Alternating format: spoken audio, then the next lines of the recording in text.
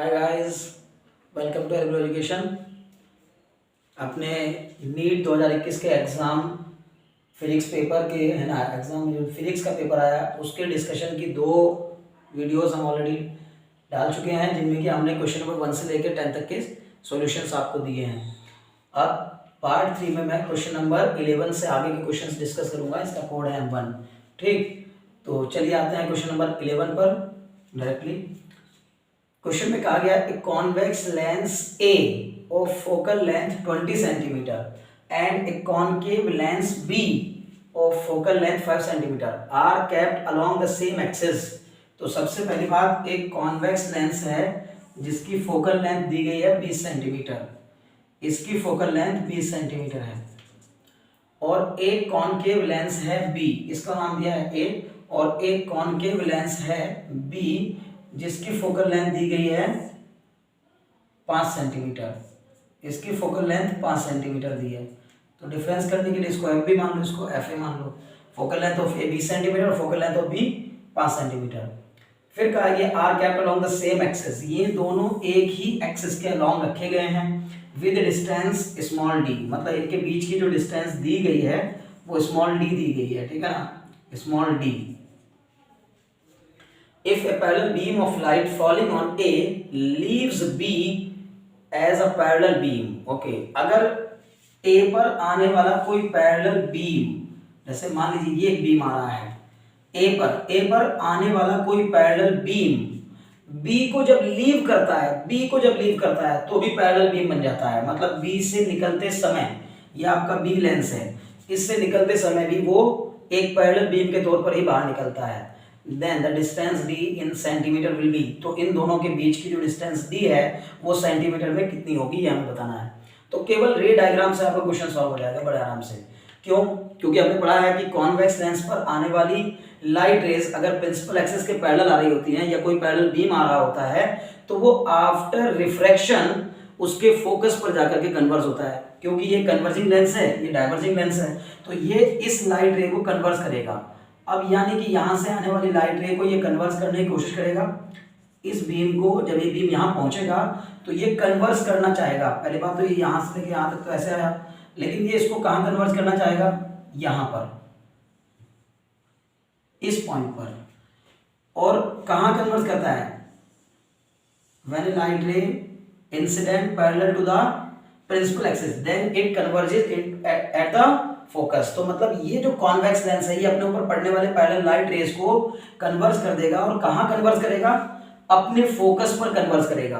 तो अपने फोकस पर कन्वर्स करने का मतलब है कि इसकी फोकल लेंथ कितनी है, 20 सेंटीमीटर, तो इसको यहां कन्वर्स करना चाहिए। मैंने डॉटेड इसको इसलिए बनाया क्योंकि जब ये इसको कन्वर्स करने के लिए रे को ऐसे भेज रहा होगा तो उससे पहले बीच में रास्ते में क्या आ जाएगा, कॉनकेव लेंस आ जाएगा। अब वो कॉनकेव लेंस अपना काम करेगा क्योंकि उसको इससे मतलब नहीं है कि रे कहां से आ रही है कैसे आ रही है, वो अपना काम करेगा। तो लेकिन हम ये मान लेते हैं कि अगर ये लाइट रे के रास्ते में ये लेंस नहीं आता तो लाइट कहां कन्वर्ज होती सबसे पहली बार, तो हम कहते हैं इसके फोकस पर कन्वर्ज होती। यानी कि ये जो लेंथ बन जाएगी ये कितनी हो जाएगी, ये 20 सेंटीमीटर के ऊपर हो जाएगी। क्यों? क्योंकि लाइट रे पैरेलल आ रही है और उसको फोकस पे ही कन्वर्ट होना है। तो इसका मतलब ये जो मैंने दिखाया है ये समझ लीजिए ए का फोकस हो जाएगा। अब हमें ये पता है कि जब ये लाइट रे के रास्ते में पहले से कॉनकेव लेंस आ गया तो इस कॉनकेव लेंस का काम क्या है, लाइट रे को डाइवर्स करना। तो जो इस पे ऐसे एक रे आ रही है, 2 रे आ रही हैं, ये इन रेस को क्या कर देगा, डाइवर्स कर देगा। और क्वेश्चन के मुताबिक ये कहा गया कि जब डाइवर्स होकर के इस बी को लीव करेंगी ये रेस, तो वो भी फिर भी क्या हो जाएंगे, आपस में पैरेलल, और पैरेलल मतलब पैरेलल एक्सिस के भी, मतलब प्रिंसिपल एक्सिस के भी पैरेलल हो जाएंगी। तो यानी यहां से जो ये रेस बाद में डाइवर्स होंगी, पहली बात इसका काम क्या है, डाइवर्स करना, और डाइवर्जिंग रेज जो होंगी भाई इनको जाना चाहिए था ऐसे, लेकिन ये डाइवर्स होकर के कैसे निकलेंगी, ऐसे। तो इसका मतलब ये पैरेलल बीम हो जाएगा बाद में भी, ठीक। और क्वेश्चन में कहा भी है कि बी जो है, बी से निकलते समय भी उसको पैरेलल हो जाना है।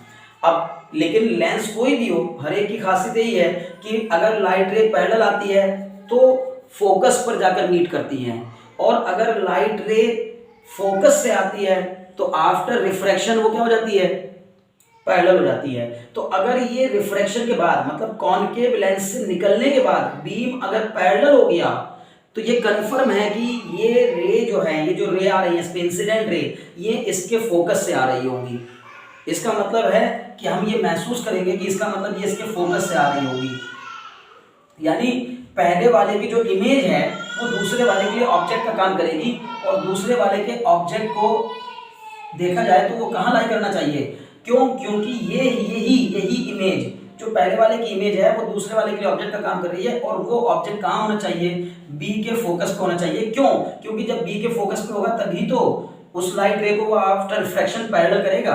तो इसका मतलब ये जो इमेज बनी है, पहली वाली जो इमेज बनी है वो दूसरे के लिए ऑब्जेक्ट बन गई, और दूसरे वाले लेंस का ऑब्जेक्ट समझ लो उसके फोकल लेंथ पर ही रखा हुआ है, तो इसके फोकस पर रखा होगा, तो ये वाली लेंथ कितनी हो जाएगी, एफ बी हो जाएगी। यहां से लेके यहां तक एफ ए क्यों हुआ, क्योंकि ये पैरेलल लाइट रे को इसने फोकस पे कन्वर्ट कर दिया, और यहां से लेके यहां तक की वैल्यू एफ बी क्यों हुई, क्योंकि हम जान रहे हैं कि यही इमेज, पहले वाले की जो इमेज है वो दूसरे के लिए ऑब्जेक्ट है, और दूसरे के लिए जो ऑब्जेक्ट है वो इसको पैरेलल कर दे रहा है, ठीक है ना, मतलब parallel light rays after refraction जा रही हैं, तो ये इसके फोकस से आ रही होगी। ये एफ ए हो गया, ये एफ बी हो गया, और मेरे को निकालना क्या है, डी। तो बस साफ साफ दिखाई दे रहा है डायग्राम से कि एफ ए माइनस पूरे एफ ए में से अगर एफ बी को माइनस कर दिया जाए तो डी निकल जाएगा, F A minus F B बराबर डी। तो एफ ए कितना है, दिया गया क्वेश्चन में 20 सेंटीमीटर, माइनस एफ बी कितना है 5 सेंटीमीटर, तो कट करें इसको, माइनस करने के बाद डी की वैल्यू निकल आएगी, तो डी बराबर हो जाएगा आपका 15 सेंटीमीटर। उसने हमसे डी ही पूछा था सेंटीमीटर में, इसलिए यहाँ यूनिट नहीं दी है, तो 25, 15, 50, 30 ऑप्शन दिए हैं, तो second option is the right answer. चलिए अब आ जाते हैं हम अपने क्वेश्चन नंबर 12 पर। देखिए क्वेश्चन नंबर 12 कह रहा है column 1 gives certain physical quantity, मतलब कुछ नहीं है, बड़ा सिंपल सा क्वेश्चन है। कॉलम 1 में कुछ क्वांटिटीज दी गई हैं, कुछ फिजिकल क्वांटिटीज, और कॉलम 2 में उनके फॉर्मूले दिए गए हैं, बस आपको मैच कराना है किसका फॉर्मूला किससे मैच कर रहा है।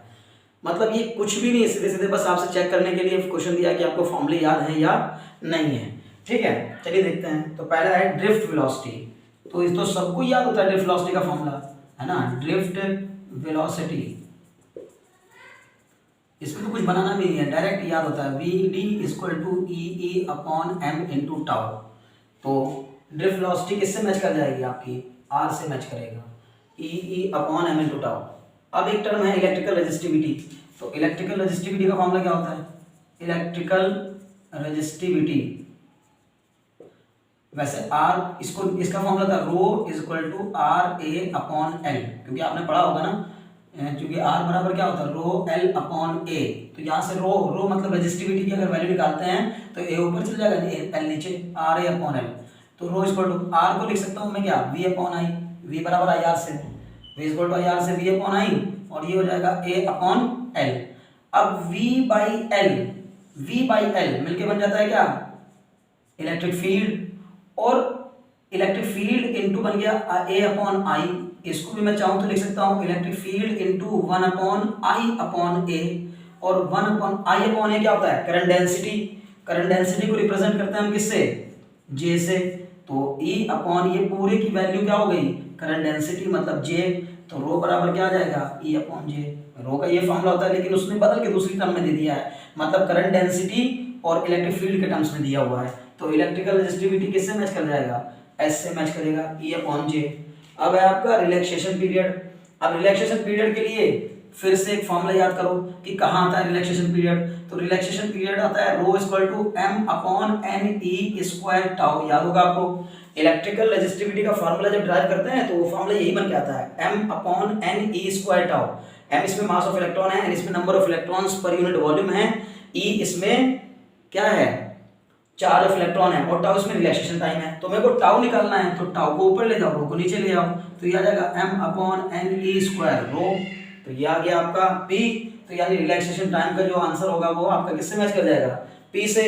अब वैसे तो लास्ट बचा एक, तो वो उसी से मैच करेगा, पर उसको भी कर लेते हैं। तो एक टर्म बचा करंट डेंसिटी, तो करंट डेंसिटी का फॉर्मूला क्या बनता है, अभी मैंने यहाँ भी बताया आपको, current density is equal to I upon A, और I का फॉर्मूला हम जानते हैं, करंट और ड्रिफ्ट वेलोसिटी के बीच में रिलेशन होता है क्या, I बराबर NeAVD, तो NeAVD अपॉन A से A कट जाएगा, बचेगा केवल क्या, NeVD, तो ये रहा आपका NeVD, ये Q से मैच कर जाएगा।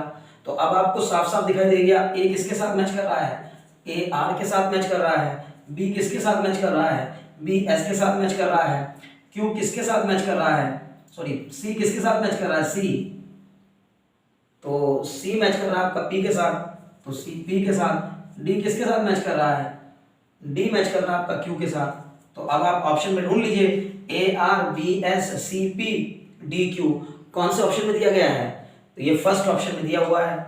ऑप्शन मैंने लिखे नहीं इसके, लेकिन साफ साफ दिखाई देगा जब आप क्वेश्चन देखेंगे। तो इसमें तो केवल बस फॉर्मूले याद कराने के लिए उसने क्वेश्चन दिया था, तो फर्स्ट ऑप्शन इस क्वेश्चन का सही आंसर होगा। ओके, चलिए अब आ जाते हैं हम लोग अपने क्वेश्चन नंबर 13 पर। देखिए क्वेश्चन नंबर 13 कह रहा है the electron concentration in N type semiconductor is same as hole concentration in P type semiconductor. तो सेमीकंडक्टर डिवाइस का क्वेश्चन है और इसमें दो टाइप के सेमीकंडक्टर के बारे में बात कर रहा है, एक एन टाइप सेमीकंडक्टर और एक पी टाइप सेमीकंडक्टर के बारे में। खास बात यह है कि एन टाइप में मेजॉरिटी में वैसे इलेक्ट्रॉन होते हैं और पी टाइप में मेजॉरिटी में होल होते हैं, लेकिन इसने क्वेश्चन में कहा कि एन टाइप में जो इलेक्ट्रॉन कॉन्सेंट्रेशन है एन टाइप के अंदर वो पी टाइप के होल कॉन्सेंट्रेशन के बराबर है। मतलब एन टाइप सेमीकंडक्टर में इलेक्ट्रॉन की कॉन्सेंट्रेशन और पी टाइप सेमीकंडक्टर में होल की कॉन्सेंट्रेशन इक्वल दी गई है। अब उन दोनों पर बाहर से एक एक्सटर्नल इलेक्ट्रिक फील्ड अप्लाई कर दी, तो जब एक्सटर्नल इलेक्ट्रिक फील्ड अप्लाई करेंगे तो इलेक्ट्रॉन और होल का मूवमेंट स्टार्ट हो जाएगा, और जब इलेक्ट्रॉन और होल मूवमेंट करना शुरू करेंगे तो करंट फ्लो करना शुरू करेगी। तो इसका मतलब उसने कहा कि compare the current in them, तो उनके बीच में जो करंट है यानी उन दोनों, एक एन टाइप सेमीकंडक्टर में और एक पी टाइप सेमीकंडक्टर में जो करंट फ्लो कर रही है, उन दोनों को हमें आपस में कंपेयर करना है कि कौन ज्यादा है और कौन कम है। ठीक है ना, तो चार ऑप्शंस दिए गए हैं कि दोनों में इक्वल करंट होगी, पहला ऑप्शन कह रहा है। दूसरा कह रहा है कि पी में ज्यादा होगी एन में कम होगी, तीसरा कह रहा है एन में ज्यादा होगी पी में कम होगी, और चौथा कह रहा है कि N no current will flow in P type. नहीं, ये तो गलत हो गया कि पी टाइप में कोई करंट फ्लो नहीं करेगी। अगर चार्ज फ्लो कर रहा है तो करंट तो फ्लो करेगी ही करेगी। ठीक है, खैर चलिए, तो सबसे पहली बात हम लोग जानते हैं फॉर्मूला होता है करंट और ड्रिफ्ट वेलोसिटी के बीच एक रिलेशन होता है I is equal to N E A V D, और वी डी और मोबिलिटी के बीच एक रिलेशन होता है। इलेक्ट्रॉन मोबिलिटी का फॉर्मूला होता है ना mu is equal to V, यानी कि अगर मैं वी डी की बात करता हूँ, V D is equal to mu into E, यानी म्यू इज इक्वल टू होता है वी डी अपॉन ई। ये जो टर्म है ये कहलाता है इलेक्ट्रॉन मोबिलिटी या होल मोबिलिटी या चार्ज की मोबिलिटी। तो किसी भी चार्ज की मोबिलिटी को जानने के लिए हम उसकी ड्रिफ्ट वेलोसिटी और उस पर अप्लाई की गई इलेक्ट्रिक फील्ड के रेशियो को पता करते हैं। तो म्यू जो होता है वो वी डी अपॉन ई के इक्वल होता है। तो अगर मैं वी डी की जगह पर रख दूं फॉर्मूले में n बराबर N E A mu E, तो बस अब आपको देखना है कि आई एन और आई पी में क्या डिफरेंस है। यानी कि एन टाइप सेमीकंडक्टर और पी टाइप सेमीकंडक्टर की अगर बात करूंगा तो नंबर ऑफ एन, इसमें क्या होता है, इसमें एन क्या होता है, number of electrons per unit volume या number of hole per unit volume. अगर होल होंगे तो होल लेंगे एन, अगर इलेक्ट्रॉन्स होंगे तो इलेक्ट्रॉन लेंगे। ई होता है चार्ज ऑफ इलेक्ट्रॉन, अब इलेक्ट्रॉन का चार्ज भी उतना ही होता है, होल का चार्ज भी उतना ही होता है, तो ई दोनों के लिए सेम हो जाएगा। एरिया ऑफ द सेमीकंडक्टर वो भी दोनों के लिए सेम है।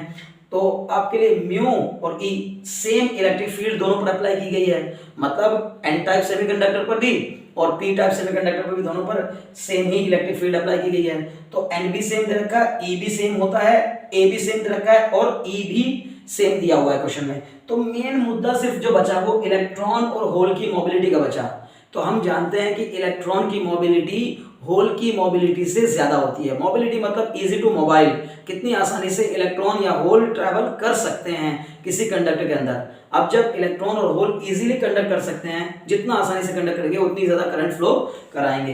तो अगर मैं यहां पर देखूं तो ये फॉर्मूला बन जाएगा N E A mu N, N मतलब इलेक्ट्रॉन्स के लिए, ठीक है, mu N E upon N E A, क्योंकि मैंने कहा दोनों के वो बराबर दिया है क्वेश्चन में ना कि इलेक्ट्रॉन की जो कॉन्सेंट्रेशन है वो सेम है, मतलब एन दोनों के लिए सेम दी है, इलेक्ट्रॉन की कॉन्सेंट्रेशन भी और होल की कॉन्सेंट्रेशन भी। हम जानते हैं चार्ज ऑफ इलेक्ट्रॉन भी और चार्ज ऑफ होल भी इक्वल ही होता है, और जो सेमीकंडक्टर हैं वो सेमीकंडक्टर एक ही जैसे मेटेरियल के बनाए गए होंगे, तो इसका मतलब उनका एरिया ऑफ क्रॉस सेक्शन भी क्या है, इक्वल है। तो म्यू एन हो गया और यहाँ पर हो गया आपका म्यू एच मतलब, या अगर चाहो तो इसको म्यू ई भी लिख सकते हैं। म्यू ई मतलब इलेक्ट्रॉन की मोबिलिटी अपॉन म्यू एच मतलब होल की मोबिलिटी और ई, तो ये तीनों टर्म से ये खत्म, इससे ये कैंसिल, तो आपका जो सॉल्यूशन बन के आ गया वो आ गया I N upon I P बराबर mu E upon mu H. But we know that कि म्यू ई जो होता है इलेक्ट्रॉन की मोबिलिटी होल की मोबिलिटी से ज्यादा होती है, इसलिए जब इसकी मोबिलिटी ज्यादा तो इसकी करंट भी ज्यादा, इसकी मोबिलिटी कम तो इसकी करंट भी कम। तो होल की मोबिलिटी चूंकि कम होती है और होल किसमें पाए जा रहे हैं, पी टाइप सेमीकंडक्टर में, और इलेक्ट्रॉन की मोबिलिटी ज्यादा होती है वो किसमें पाए गए हैं, वो पाया जा रहा है एन टाइप सेमीकंडक्टर में। तो इस एन टाइप सेमीकंडक्टर में जो करंट की वैल्यू होगी वो ज्यादा होगी, ठीक है ना, क्योंकि करंट की वैल्यू सिर्फ मोबिलिटी पे डिपेंड कर रही है, तो जिसकी मोबिलिटी ज्यादा उसकी करंट भी ज्यादा। और एन टाइप सेमीकंडक्टर में क्योंकि इलेक्ट्रॉन है तो उनकी मोबिलिटी ज्यादा, इसलिए उनकी करंट भी ज्यादा। तो current in N type semiconductor is greater than current in P type semiconductor is the right answer. Okay, चलिए अब आते हैं अपने क्वेश्चन नंबर 14 पर। इसमें कहा गया a radio active nucleus ZXA undergoes spontaneous decay in the sequence. मतलब एक कोई रेडियो एक्टिव एलिमेंट है X जिसका एटॉमिक नंबर Z है और मास नंबर A है, उससे कुछ पार्टिकल्स का डिके हुआ और डिके होने के बाद ये सीक्वेंस नजर आई कि Z से बदल के Z-1 हो गया, फिर Z-1 से बदल के Z-3 हो गया, फिर Z-3 से बदल के Z-2 हो गया। अब हमसे कह रहा है Z is the atomic number, मतलब Z इसमें एटॉमिक नंबर ही है उस एलिमेंट X का। तो what is the possible decay of the particle in the sequence. इस सीक्वेंस में बस आपको इतना बताना है कि यहाँ कौन सा पार्टिकल का डिके हुआ होगा, यहाँ किस पार्टिकल का डिके हुआ होगा, यहाँ किस पार्टिकल का डिके हुआ होगा। इसमें कुछ भी सोचने वाला, समझने वाला या टेक्निकलिटी वाली कोई बात ही नहीं है। बस याद होगा जिसको वो क्वेश्चन तुरंत सही कर देगा, जिसको याद नहीं होगा वो लेके बैठा रहेगा। देखिए हम जानते हैं कि बीटा प्लस के डिके से, जब बीटा प्लस पार्टिकल का डिके होता है तो एटॉमिक नंबर में एक की कमी आ जाती है। तो यहाँ पर एटॉमिक नंबर Z है और यहाँ Z-1 है, तो इसका मतलब है कि एक एटॉमिक नंबर एक कम हो गया। तो एटॉमिक नंबर को एक कम कराने के लिए कौन सा पार्टिकल डिके कराना होता है, बीटा प्लस। तो यहाँ पर कौन सा पार्टिकल डिके हुआ होगा, बीटा प्लस। और हम ये भी जानते हैं, यानी कि इससे आती है क्या, एटॉमिक नंबर में एक की कमी, और अल्फा पार्टिकल से आती है क्या, एटॉमिक नंबर में 2 की कमी, और बीटा केवल से आती है, यानी बीटा माइनस से आती है क्या, एटॉमिक नंबर में 1 की बढ़ोतरी, ठीक है ना। तो अब आप खुद ही बताइए कि सबसे पहली बात, इसमें एक एटॉमिक नंबर 1 कम हो गया, इसका मतलब क्या निकला होगा, बीटा प्लस। और इसमें एटॉमिक नंबर 2 कम हो गया तो फिर क्या डिके हुआ होगा, अल्फा पार्टिकल। तो यहाँ अल्फा पार्टिकल डिके हुआ होगा। फिर यहाँ Z-3 से बढ़कर ये कितना हो गया, Z-2, एक बढ़ गया। तो एक बढ़ाने के लिए कौन सा पार्टिकल डिके होता है, बीटा माइनस। तो यहाँ बीटा माइनस, यानी सिर्फ याद रखने वाला क्वेश्चन था। आपको ये बात बताना चाहिए कि अल्फा डिके से कितना एटॉमिक नंबर घटता है और बीटा डिके से एटॉमिक नंबर में कैसे घटोती है और बढ़ती होती है। अगर बीटा पॉजिटिव होता है तो उससे एटॉमिक नंबर 1 कम होता है, बीटा नेगेटिव होता है तो उससे एटॉमिक नंबर 1 इंक्रीज हो जाता है। तो इस तरह का कोई भी ऑप्शन अगर आपको दिखे तो वही सही होगा। अल्फा बीटा नहीं, गलत हो गया, अल्फा बीटा नहीं, तो beta alpha beta, beta plus alpha beta minus, तो third option is the right answer. Okay, देखिए अब आ जाते हैं हम लोग अपने क्वेश्चन नंबर 15 पर। क्वेश्चन नंबर 15 मैकेनिक्स का work energy and power chapter से उठाया गया क्वेश्चन है। क्वेश्चन नंबर 15 में क्या है, water falls from a height of 60 metre, 60 metre की ऊंचाई से पानी गिर रहा है। 60 मीटर की ऊंचाई से पानी गिर रहा है। किस रेट से गिर रहा है, 15 किलोग्राम पर सेकंड के रेट से गिर रहा है, यानी हर सेकंड 15 किलो पानी गिर जाता है। Okay, to operate a turbine, ये किसी टरबाइन के ऊपर गिर रहा होगा, मान लीजिए कोई टरबाइन टाइप की है तो इसके ऊपर ये ऐसे करके पानी गिर रहा है। तो the losses due to frictional force, यानी जो फ्रिक्शन है इसमें, क्योंकि जाहिर सी बात है टरबाइन को चलाने में कुछ फ्रिक्शन भी लग रहा होगा, frictional force are 10% of the input energy. मतलब जितनी उस टरबाइन को टोटल एनर्जी दी जाती है, इनपुट मतलब जो दी जाती है, आउटपुट मतलब जो मिलता है, तो इनपुट एनर्जी जितनी दी जा रही है पानी के द्वारा, तो उस इनपुट एनर्जी का 10% हिस्सा फ्रिक्शनल लॉसेस में चला जाता है। तो बचा हुआ सारा हिस्सा किस काम में जा रहा होगा, टरबाइन हम पावर जनरेशन के लिए इस्तेमाल करते हैं, तो वो पावर जनरेशन के लिए जा रहा होगा। तो इसने पूछा how much power is generated by the turbine, तो उस टरबाइन से कितनी पावर जनरेट हो रही होगी। तो सिंपल सा फंडा है। पहली बात तो आप देखिए पावर इनपुट कितना है, तो पावर इनपुट हो गया आपका सीधे सीधे, ठीक है ना।